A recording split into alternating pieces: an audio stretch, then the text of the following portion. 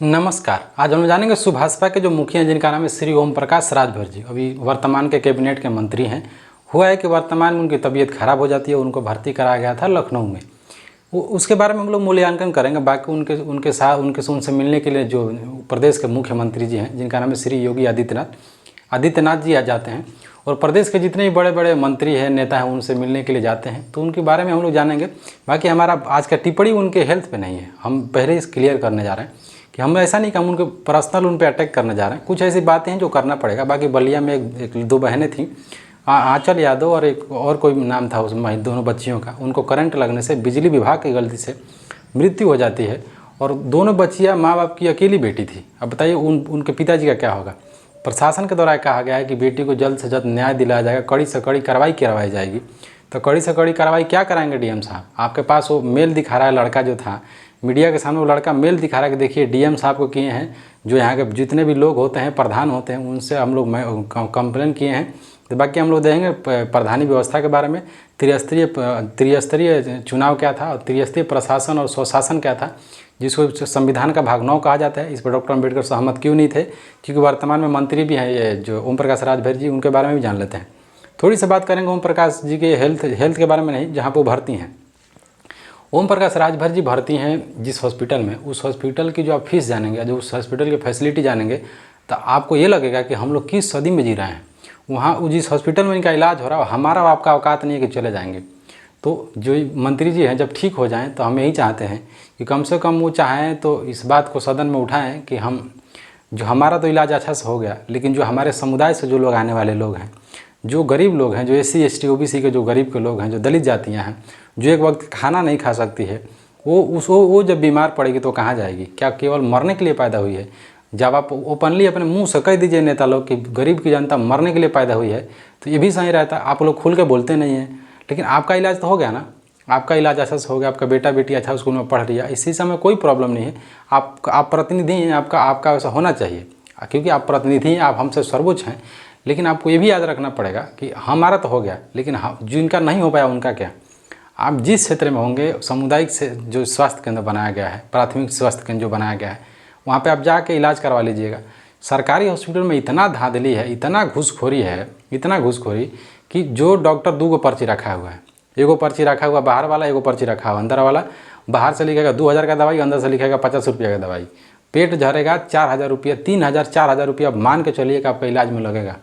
जो एक तो राष्ट्रीय बीमारी निकला है, जिस बीमारी का नाम है टाइफाइड, जाओ टाइफाइड बताएगा, 50 को सुई लगाएगा, कहाँ से होगा इलाज? इतनी गरीबी है, लोग गरीबी इलाज के बिना मर जा रहे हैं।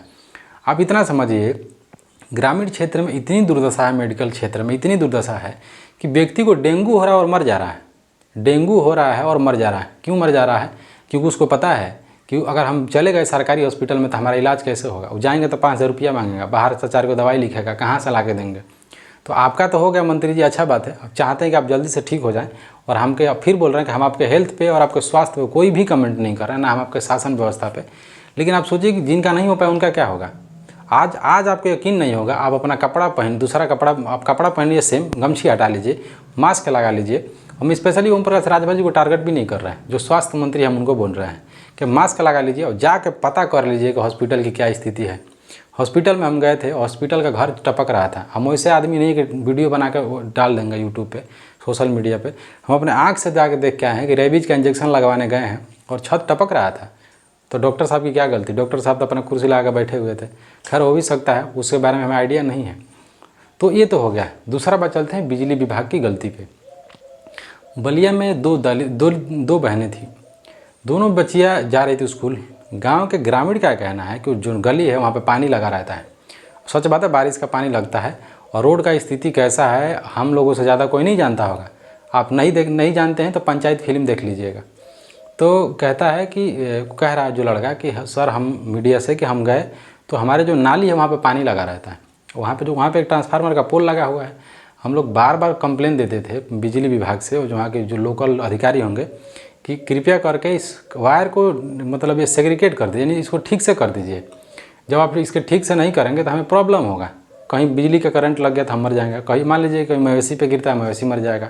किसी पे भी तो गिरेगा ना, तो जीव की हत्या, जीव का तो जान जाएगा ही। चाहे कुत्ता हो, बिल्ली हो, कुछ भी हो, गाय हो, भैंस हो, आदमी हो, तो मरेगा तो कोई ना कोई तो मर ही जाएगा, गिर जाएगा। तो उसको नहीं किया गया ठीक। हुआ है कि कह रहे हैं लोग कि लड़कियां लोग गई पार करके, पानी लगा हुआ था, पानी पार करके गई, आते समय कर बिजली का तार गिरा, दोनों बहनियाँ मर गई। सोचे इतना अजीब लग रहा है देख के। तो ये भी सोचना पड़ेगा कि ये समस्या कब जाएगी। छोटी छोटी बातों पर लोग मरता है ना तो बड़ा अजीब लगता है। आप सोच के देखिए, हम उस पीड़ा को नहीं बता सकते, आप भी नहीं बता सकते, लेकिन जिसकी बेटियाँ गई है उसको उस पर क्या बीत रहा होगा। कहा जाता है ना कि जाने वालों को फ़र्क नहीं पड़ता, लेकिन जो उसके इंतज़ार करता है ना उसको बहुत फ़र्क पड़ता है। कोई भी महिला इंतज़ार कर रही है, आप समझिए हम किसका बात कर रहे हैं, अब वो नहीं आए तो कैसा लगता है। जो उम्मीद टूटता है कि अब वो नहीं आएगा तो कैसा, कितना बुरा लगता है। किसी इंसान का पूरा जीवन खराब हो गया, आप अभी डिसाइड करने में लगे कि न्याय किया जाएगा। डीएम साहब के द्वारा कहा गया है कि जो कड़ी से कड़ी कार्रवाई की जाएगी, न्याय दिलाया जाएगा। क्या दिलवाएंगे न्याय? आपको भी तो कह ही रहा है कि हम आपके पास भी चिट्ठी लिखे हुए थे। भारत में पढ़े लिखे लोग जितना भारत को बर्बाद किए ना, कभी भी हम नेता का अगर कहेंगे कि नेता और प्रशासनिक अधिकारी में आप किसको चुनेंगे, तो मैं आंख बंद करके नेता को चुनूंगा। आंख बंद करके बिना सोचे समझे मैं नेता को चुनूंगा। कुछ लोग कहते हैं कि नहीं नेता भ्रष्ट होते हैं, क्या बात कर रहे हो। नेता हटा दो, एक दिन नेता को हटा दो, फिर पुलिस का अत्याचार देख लो। जितना पुलिस मारी है ना पिछवाड़े पर डंडा, उतना कोई नहीं मारा है। हम बहुत खुश रहते हैं जो नेता लोगों से। नेता ना हो, प्रतिनिधि ना हो तो आपको पुलिस छोड़ेगी नहीं, और पुलिस का तो मतलब छोड़िए। तो इसमें पदाधिकारियों को भी एक्शन लेना पड़ेगा। बाकी देखते हैं इसमें न्याय के क्या होता है। बाकी वर्तमान में बिजली की समस्या बहुत ज़्यादा है उत्तर प्रदेश में, बहुत ज़्यादा ख़राब है।